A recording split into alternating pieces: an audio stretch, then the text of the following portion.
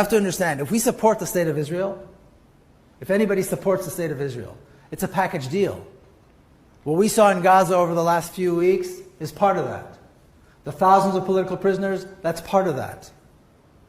The racist laws, that's part of that. Denying children water because they're not Jewish, that's part of that. You can't only support the little bit of Israel that you like, the 3 or 4 peaceniks. If you support Israel, that's Israel. The only way to have a Jewish state or a so-called Jewish state in an Arab country is with all of that baggage. And anybody who supports it has to come clean and admit, I am a racist. I support a racist regime. I support the killing of innocent civilians. I support a state that has thousands of political prisoners, and that's who I am. I think in 10 years, people who today claim they support the state of Israel proudly will hide in some corner and hope nobody's watching. 16 bad arguments Zionists use. Number 1. There's no such thing as Palestine. Well, let's look at some facts, shall we? So Palestine fell under British rule following the dismantling of the Ottoman Empire after World War I. The territory was allocated the name British Mandate of Palestine. The name Palestine is actually very old and dates back thousands of years.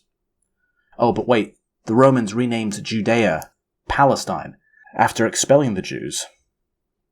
Yes, this is true, but they simply returned a previously used name to the region, which had rebelled, and the Romans did this as part of their punishment and humiliation of the Jews. Even so, this was 2,000 years ago. Even if this were the case, this is more than enough time for a state to become legitimate. So going by this date, Palestine is still older than all European countries, not to mention the USA. Okay, so firstly, this is a non-starter because people living in this territory were already there, and had been there for many centuries, and even millennia. Whether it was under the Ottoman Empire or the British, it doesn't matter. They may not have been completely independent, but they lived on this territory without being abused. The Ottomans never mistreated them. The British, maybe in some instances, but mostly, I think the British mostly left them alone. It wasn't populated by Ottomans, and then when the British turned up, they removed the entire population and replaced it with British people. No, that's absurd. The people there were there and remained there. The rulers changed, not the people. Living in a land that is ruled by a foreign power does not negate the population. The Austro-Hungarian Empire was a mosaic of many nationalities and ethnicities. It's only the Zionists that decided they wanted a Jewish-only ethno-state, claiming exclusive rights to the land. And if they do tolerate anyone else, they are treated as second or third-class citizens. Okay, number 2. The Palestinian Arabs are the real colonizers. This is projection at its best. The Zionists are reversing the accusations of colonial settlement by claiming that Palestinians actually originate from Saudi Arabia and are not native to the Levant, therefore have no rights to the land. The Muslim conquest did originate in the Saudi Peninsula, but it was a military conquest that brought Islam to the Levant, the wider Middle East, and of course North Africa. It was not a migration. The Arab armies simply took control of these regions and converted the native populations. Not to mention that this happened 1400 years ago. So again, if it were true that Arabian peoples migrated or displaced the entire Levantine peoples, it's not relevant, simply because it was 14 centuries ago. The population has been settled for a very long time. Number 3. The Palestinian Arabs were uncivilized, backwards, and the territory was an underdeveloped desert wasteland, or a dump, as Netanyahu puts it. Firstly, that's simply not true. Secondly, even if this were true, it's irrelevant. This does not give anyone the right to steal someone's land. How they choose to live and what society they've built, no matter how basic, is no one else's business. If my neighbor lives in a mud hut, does that give me the right to evict him and take his land? No, of course not. Number 4. Jewish settlers brought industry, agriculture, and prosperity that attracted Arabs from the surrounding region, and thus they don't have any right to be there. Sure, But this is claiming that all Arabs migrated here, and the region was exclusively populated by Jews who built and developed an advanced society, something Arabs apparently are incapable of, according to the Zionists. This is incorrect. The region was always Arab, with a Jewish minority. And it's false. They were already a well-developed society. But again, this is not relevant. The levels of societal development has nothing to do with land rights. Number 5. The Arabs rejected all land proposals for a Palestinian state. Again, this is incorrect. But let's look at this from a moral perspective. Why should the Palestinians accept any proposals? Why should they give up any land at all? Why should Europeans be allowed to settle in someone else's home?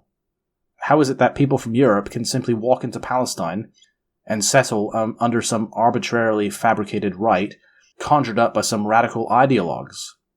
Yet people who are actually native to Palestine are excluded and denied access to their own homeland. This makes no sense. It's blatantly obvious who is native to Palestine, simply by observing physical traits. Despite all this, the Palestinians were still prepared to compromise and accept a two-state solution based on the 1967 borders. They had already lost territory from the original 1948 partition, which in itself was already a compromise. It's all Palestine. Number 6. Why don't all the surrounding Arab countries take in the Palestinians? This is probably the dumbest argument ever. First of all, why should the Palestinians leave their homeland? Secondly, they already have. 60% of the Jordanian population is Palestinian. There are already millions of Palestinians in Syria, Lebanon, Egypt, Jordan, and Iraq, not to mention the rest of the world. If the remaining Palestinians were to relocate to neighboring countries, this would only legitimize the Zionist occupation and allow them to fulfill their campaign of ethnic cleansing, which would progress to the next step because their plans don't stop at Palestine. They want everything from the Nile to the Euphrates. That is Egypt, Jordan, Lebanon, Syria, and Iraq, and part of Saudi Arabia. Number 7. Palestine was always a Jewish territory. Jews have inhabited this region. Yes, this is true. Jews have always lived there, but not exclusively. You see, Zionists want exclusive rights to the land. They do not want to share with anyone. They want a Jewish-only ethno-state. Jews were historically around 3 to 7% of the population of Palestine. Palestinians were never a monolithic people. They were a nationality comprising of Muslims, Christians, Jews, and even other groups.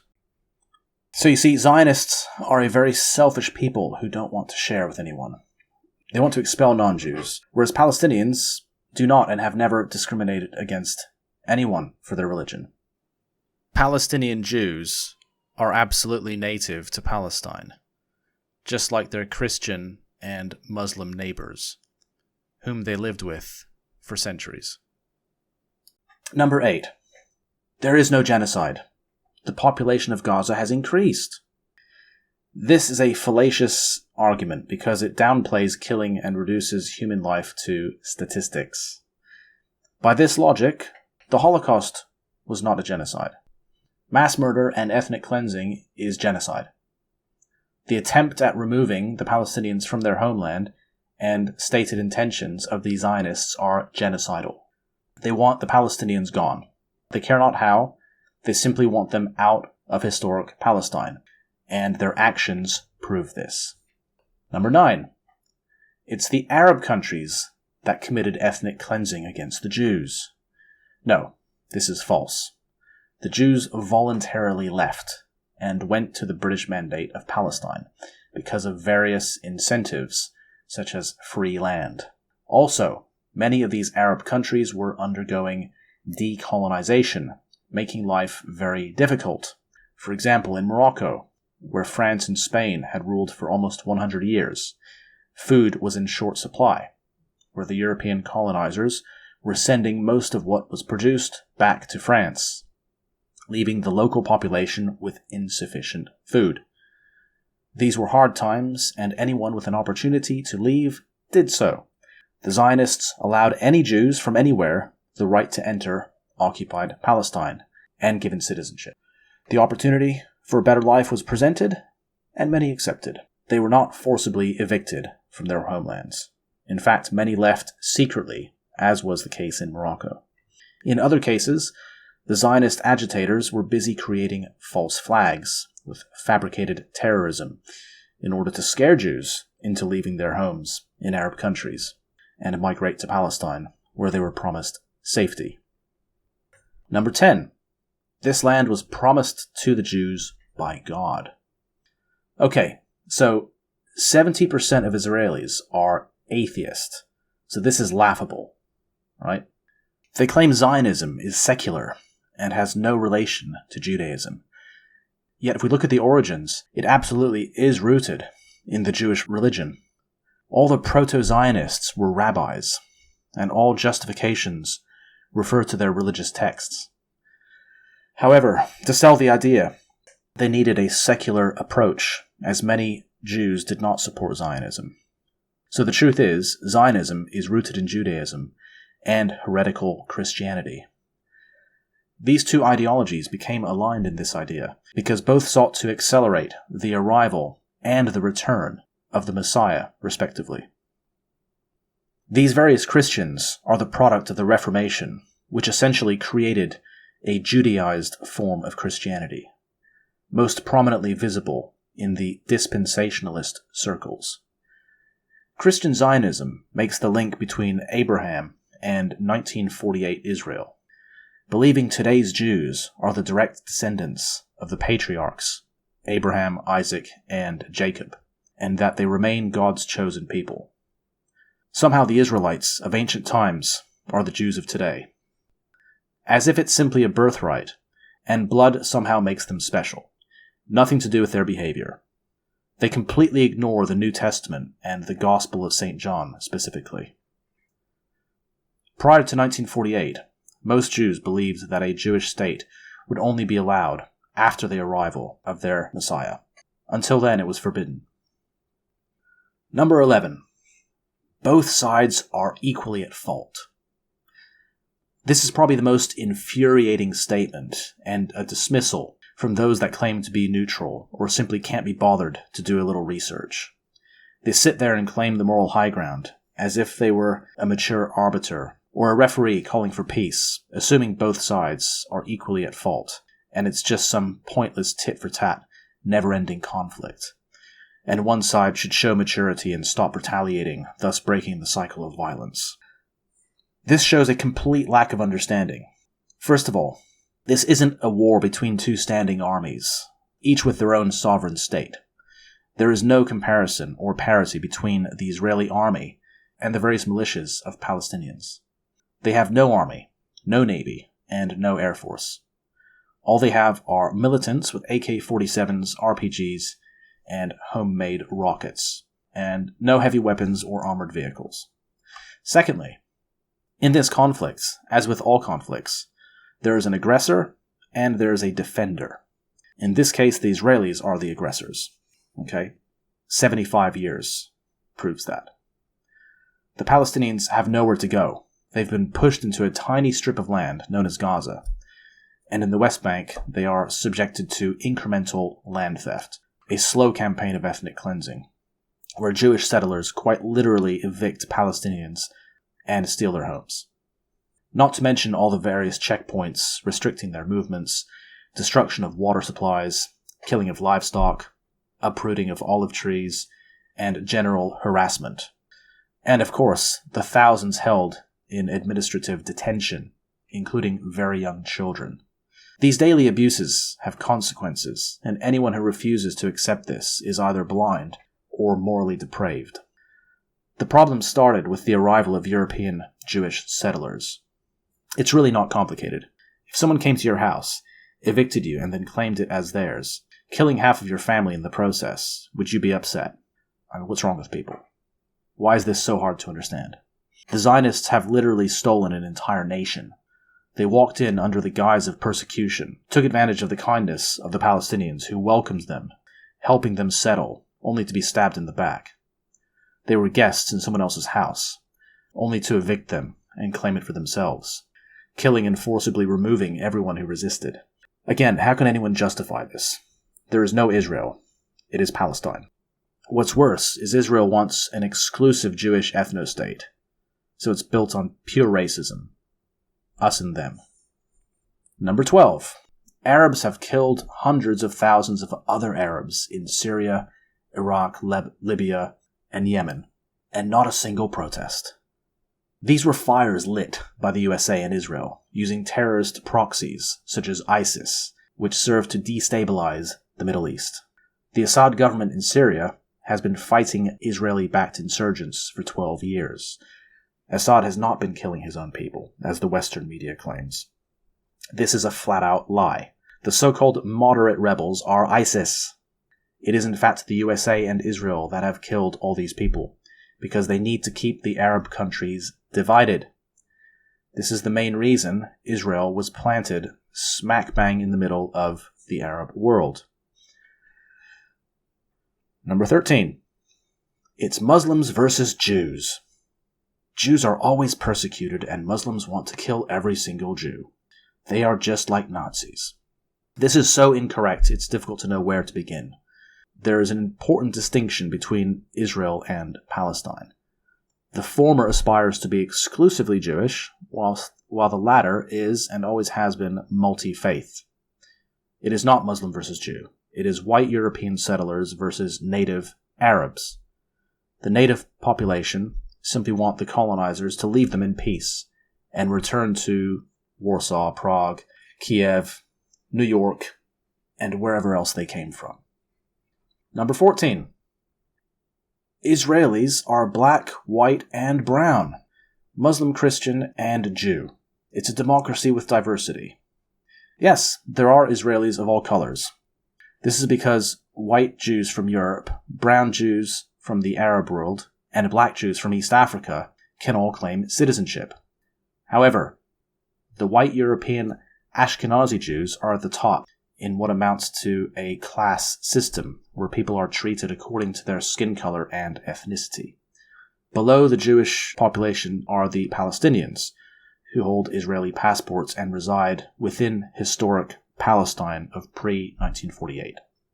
These Palestinians survived the Nakba and remained on their land, but became subjects of the Israeli state. Although citizens of Israel, they are not subject to the same laws as the Jews are, but instead they are second class. According to Judaism, any Palestinians living in Israel can only exist as slaves to the Jews. All others must be exterminated. Number 15. All nations are built on genocide. Even if this were true, it would not justify Israel. This is a cop-out, an excuse for indifference. The USA was in part built on ethnic cleansing. You can make that argument, absolutely. However, it doesn't make it right, nor does it mean we should simply accept this as an unfortunate fact of life. This happened well over 150 years ago, whilst Israel continues to and is committing ethnic cleansing in real time. So the question is, if America was still in the process of removing the natives today, would we accept it? I think the answer is no. Bad things took place in the past, yes. We can't change that. However, we can stand up to immoral behavior that is happening right now. Number 16. If Hamas were to lay down their weapons, there would be peace. Hamas are only present in Gaza, which, although is under blockade, does not have any IOF or Israelis present, thus allowing Palestinians to go about their daily lives unmolested. This cannot be said for the West Bank, which is largely occupied by the IOF, who constantly harass and humiliate the Palestinians and facilitate land expropriation and property theft. In other words, Palestinians in the West Bank are at the mercy of the IOF and could be made homeless at any time. So Hamas at least offers some level of protection to the population in Gaza. If they were to disappear, Gaza would be slowly cleansed as we see in the West Bank. So this is a complete lie. If anything, there would be peace if the IOF were to stop its mistreatment and assisting in robbing the Palestinians of their land. An abusive, alcoholic husband should not act surprised if his wife retaliates when given the opportunity. We had several other people in the country, even among the Jews, the Zionists particularly, who were against anything that was to be done if they couldn't have the whole of Palestine and everything handed to them on a silver plate so they wouldn't have to do anything. It couldn't be done. We had to take it in small doses. You can't move 5 or 6 million people out of a country and fill it up with 5 or 6 million more and expect both sets of them to be pleased.